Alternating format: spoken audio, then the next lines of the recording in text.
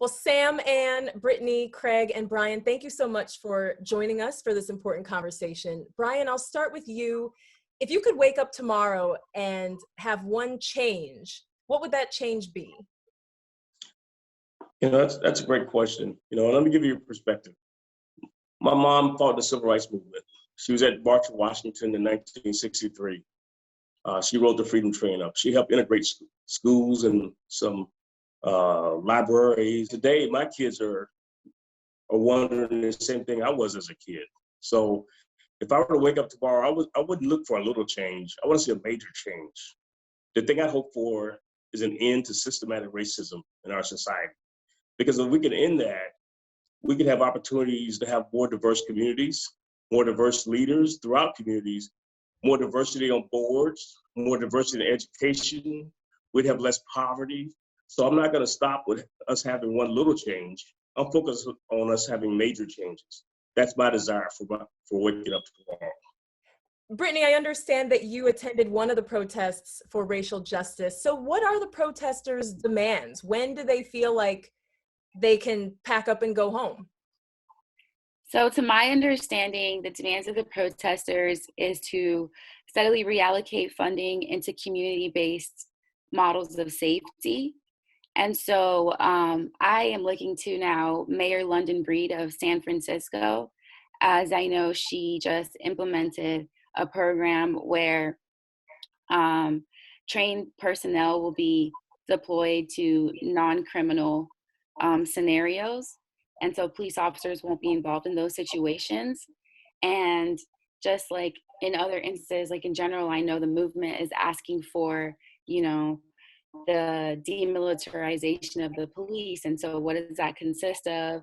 That is ceasing the transfer of military grade weaponry to police departments. That's ensuring that, if you have somebody who's having a mental health crisis, and we even have police, saying that they're not equipped to be dealing with these situations. So why aren't we instead sending trained personnel to these environments to help with these people? Because sending somebody who maybe did not receive the proper training in a very heated situation, who is armed, probably most likely won't end up in the best, way possible. And so I know, that's essentially what the movement is asking for, is just asking for community-based models of safety.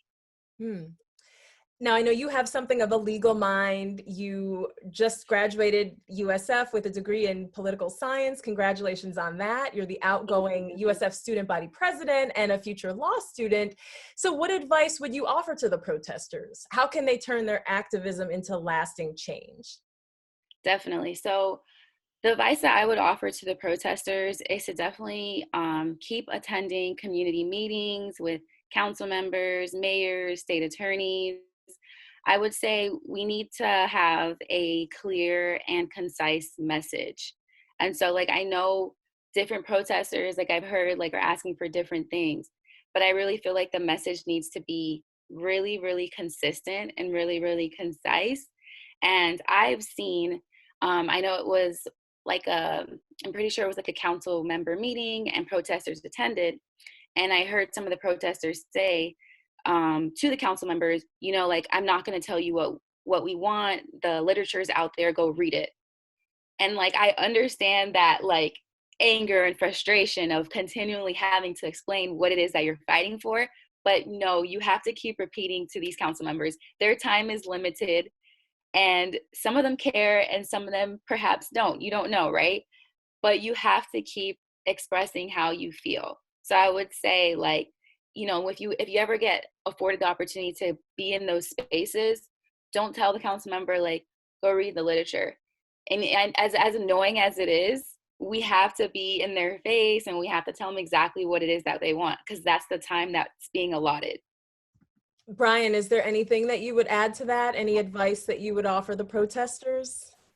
Yeah, first of all, I applaud Brittany for what she's doing and what so many others are doing, and especially as she gets off to her career start. There is a place in our society for peaceful protesting, and I encourage the protesters to continue to take a stand and do that in a nonviolent way, but continue to let your voice be heard. And I think Britney is exactly right. It's very important to articulate why you're there. Don't expect people to go read it, but articulate it in an organized manner and keep articulating and keep letting people know. The way we move forward is we have to attack this from various aspects of our society, through various people in our society, and there is no one way. So we need the protesters doing exactly what they're doing to allow others to have a voice in other areas. And that's how we're really going to confront this and move past it. Sam, Brittany alluded to defunding the police, which is a term we've heard a lot lately. What does that mean to you, Sam? And then I would like to get Craig's perspective on that also, because I know you two are really active in the community. I think defunding the police is on a larger and yet still micro base, the deconstruction of capitalism. It is not surprising that an organization with so much power receives so much money to do the things that it promises to do, but never actually fulfills. That's very systemic and very obvious. You know, when you look at the class system in America, it's very representative of that same 1% class system. This is just the 1% of support services that are offered, right? So when we take away the money, especially when we live in a capitalist society, when we take away the money from an organization that has so much power that it doesn't necessarily have to think about accountability, that it doesn't necessarily have to, or it is protected from thinking about accountability, it is protected from having to hold itself and its own people accountable, and we're able to take away that money from them. First of all, we remove that isolated power that is given to this one entity that has such a stronghold on so many minority lives. And then you distribute it very much like Brittany said, to the people that actually are doing the work that needs to be done in our communities. You know, mental health services, EMTs, counseling, so on and so forth. All of these spaces where the work can actually be done to create a healthy and a happy society where discipline and law and order are not at the forefront.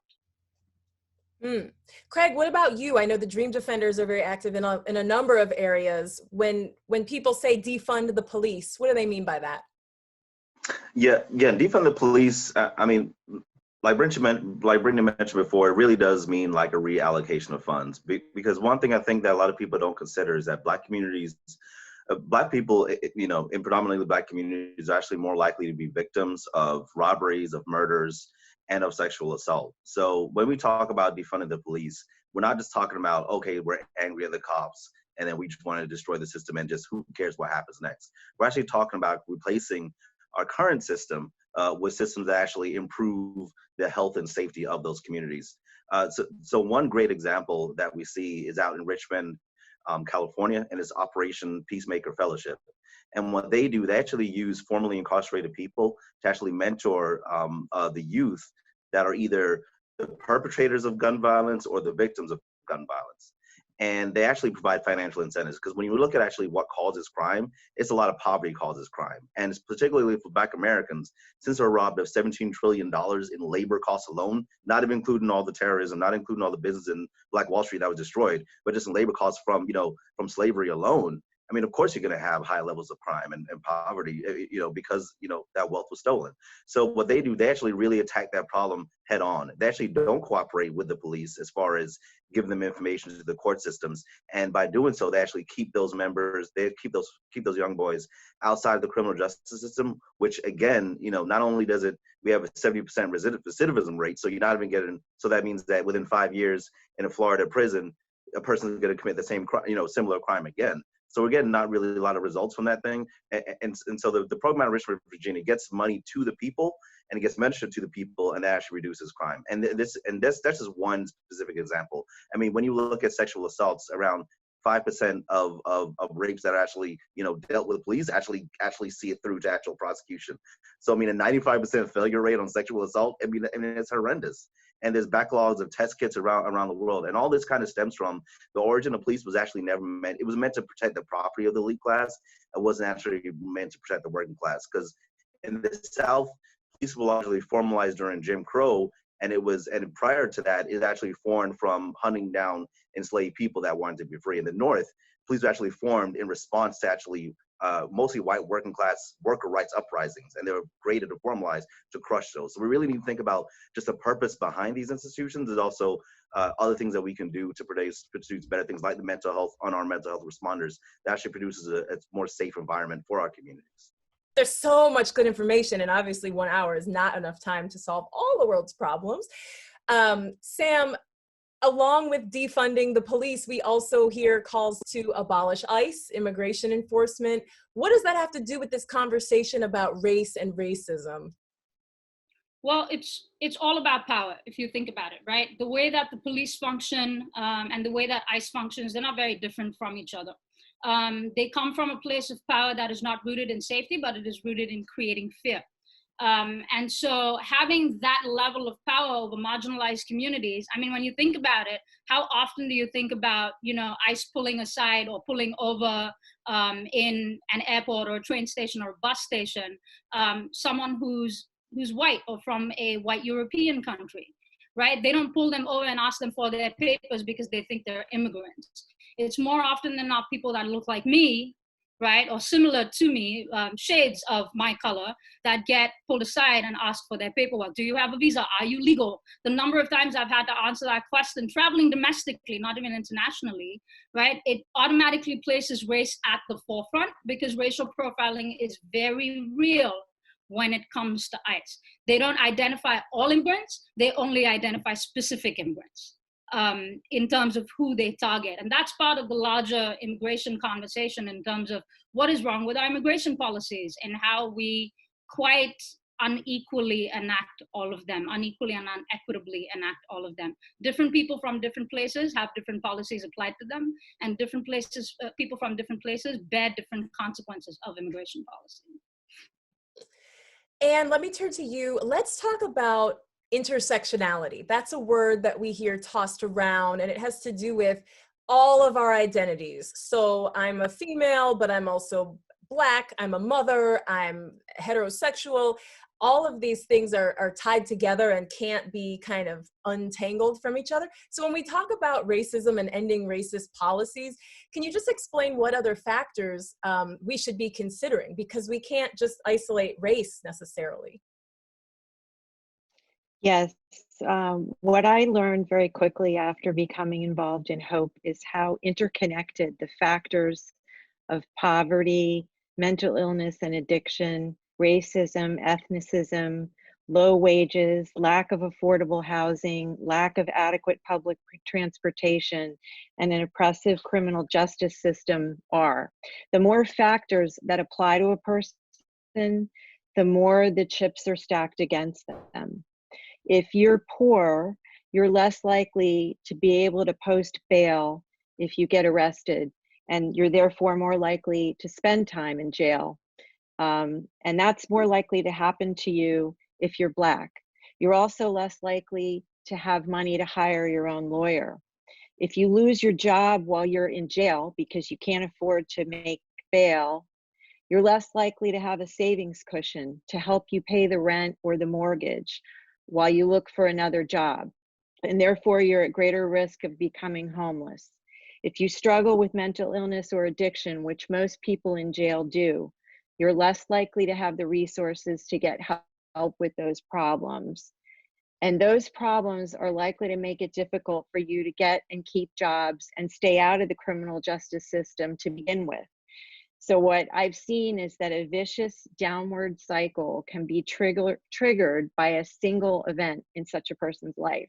And once the person's been knocked down, it can be extremely difficult for him or her to get back up. And our society, its laws, its power structure, its failure to openly acknowledge and address these problems is responsible for this oppressive system that so many people live under. The other thing I would say in terms of intersectionality is I think we should consider any factor that results in a person or a group being marginalized in society or lacking power to address systemic injustice affecting them. And advocacy groups can work together by agreeing to tackle this type of injustice and marginalization wherever and however it appears. You answered my next question, which is great. I was going to ask you and Sam, how can advocacy groups work together? But I wonder if Craig would have any thoughts on that as well, since I know you're a part of the Dream Defenders. And I don't want to put, or Brittany, anyone, I don't want to put anybody on the spot. But for the rest of you, how else can advocacy groups work together? Yeah, so particularly for Dream Defenders, we actually have an initiative right now that we're working on. And I think Brenda brought up a good point as far as, okay, so it's one thing to, let me start this with a good quote I heard. One of my friends told me that, like, if you have a protest without demands, then you don't have a protest, you have a parade. And that really hit me a lot, because, what are we trying to do? Are we trying to have a parade, Basic Day parade, or are we actually trying to change the system? So we're actually trying to change the system. So one thing that Dream Defenders is working on now, it is actually the first step that we're going to take is actually having a community survey. And I realized folks were, okay, well, community survey is not demands. But then the reason why we're doing that is because like the program that I mentioned down in Richmond, California. And by the way, so just some stats on the crime reduction that it caused. In 2014, the city experienced a 31% reduction in firearm homicides and a 21% reduction in firearm assaults. That's from a program that gets less than $1 million a year. Meanwhile, while City of Tampa Police, they get $107 million a year. So that's just the impact of that one program alone. But we don't want to go into the community and tell them, okay, these are the programs that you need to be healthy. We definitely need their input. So one of the first steps we're doing is going into the community, getting their input. And we're also working with other groups to have a collaborative effort to move forward. And one thing in the activist community that you quickly realize is that different groups have different types of opinions. Some people may be for kind of defunding, some people may be against it, some people more reform folks. So nothing's going to be perfect. Every single activist group has had splintered factions and whatnot. Anne and Sam, race is often presented as a binary issue, black and white, but of course there are all different types of races. So what is the role of people of color who are not black in this issue? Where do they fit into this movement? Well, as I said before, I think advocacy groups should work towards abolishing systemic injustice, however it's manifesting, and anyone who is considered the other. And you can include women in that if you want to, when we talk about things that need to change in the country, in terms of people getting the voice and the representation that they deserve based on their proportion in society.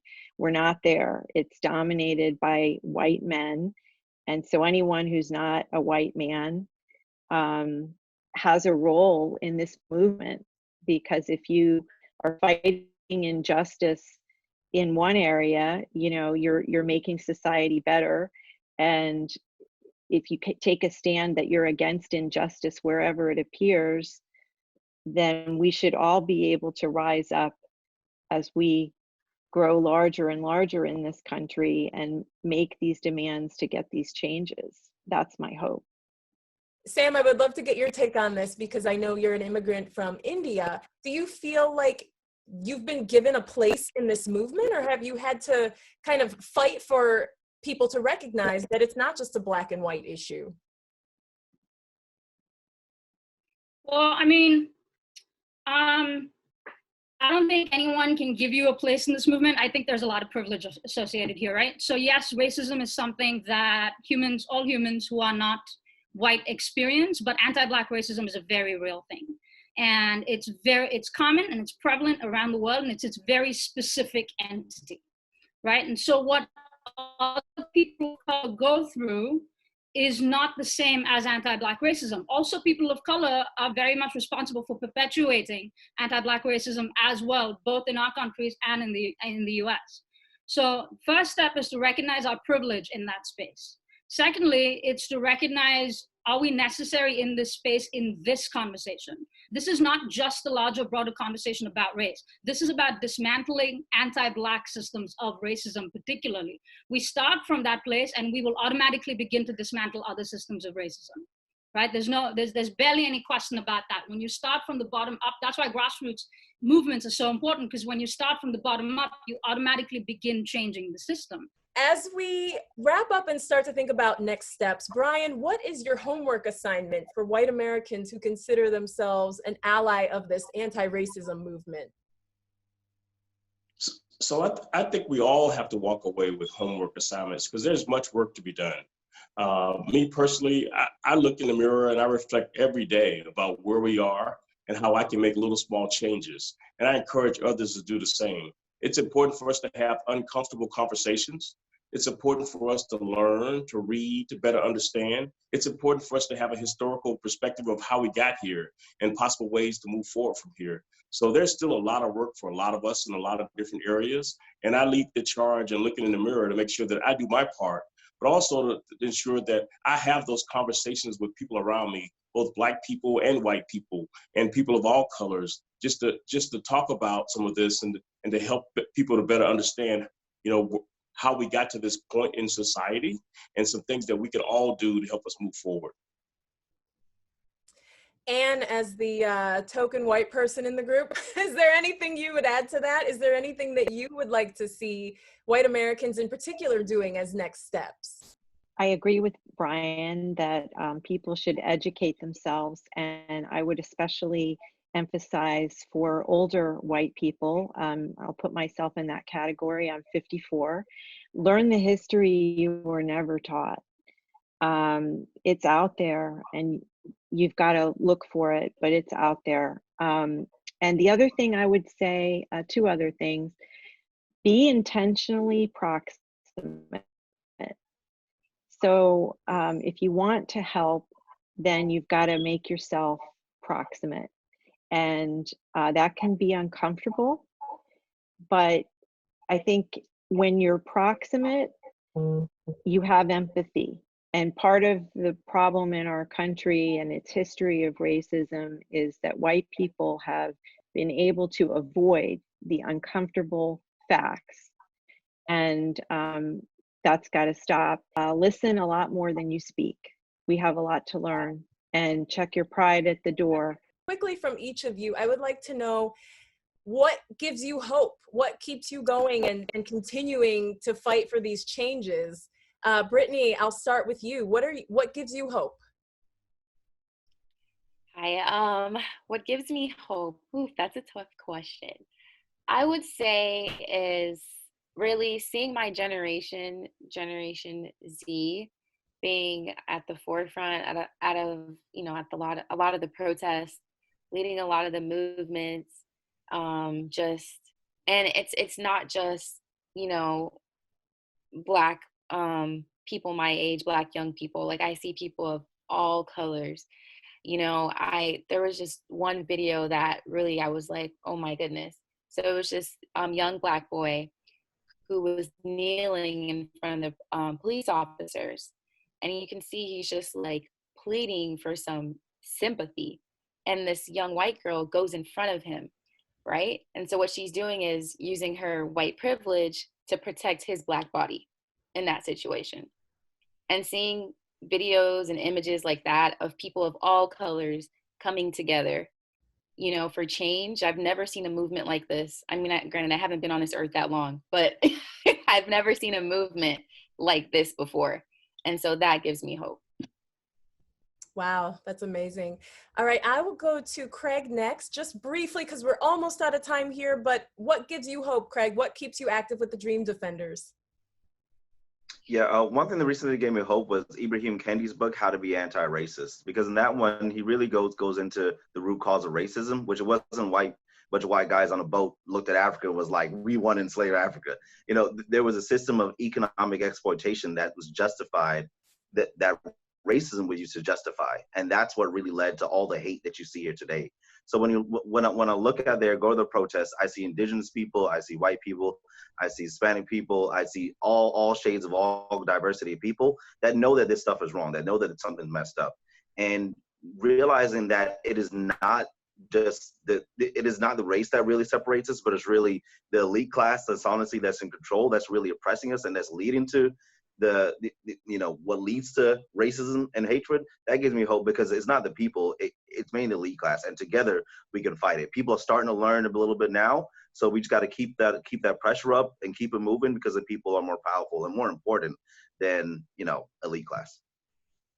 Okay, and just a couple of words here. Sam, what's giving you hope these days? Young humans know what's up, fam. The more we listen to them, the more we learn from them. We just got to follow their lead. They're not the leaders of tomorrow, they're the leaders of today. I love that. So Anne, let me turn to you. You are on the board of Hope. Literally, the name is Hope. What gives you hope? Well, I agree with what Brittany, Sam, and Craig said. And I think that probably the biggest thing that's giving me hope is seeing how many people are getting involved in this movement now, and how conversations are taking place, those uncomfortable conversations that Brian referenced. They're happening, and I haven't seen that in my lifetime before now, and that gives me hope. Excellent. And Brian Butler, I'll give you the final word. What gives you hope to continue the fight for justice? I see so many things today that give me hope. I see young people, black, white, brown, of all shades, walking the street hand in hand. I see older people having conversations that just haven't been had before in such a long time. We just have to keep pressing. We have to keep having the conversations to ensure that people actually deliver on some of the things that they're discussing. Well, thank you so much for having this conversation today. We know it's not the end, but it's an important first step. So we really appreciate all of your time, and keep hope alive.